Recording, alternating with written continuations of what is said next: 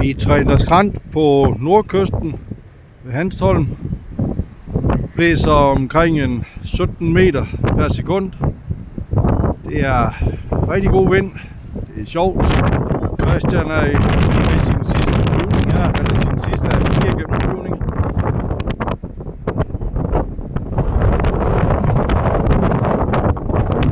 Tiden ligger omkring 5:36 sekunder. 32 er det hurtigste Christian har fløjet. Hans 31 fortæller han lige. Hurtigste, hans personligt bedste.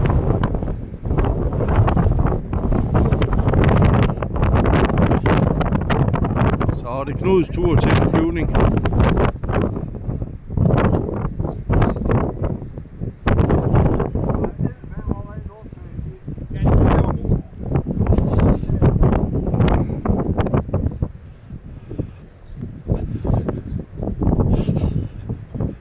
Christian går lige rundt til en landing her.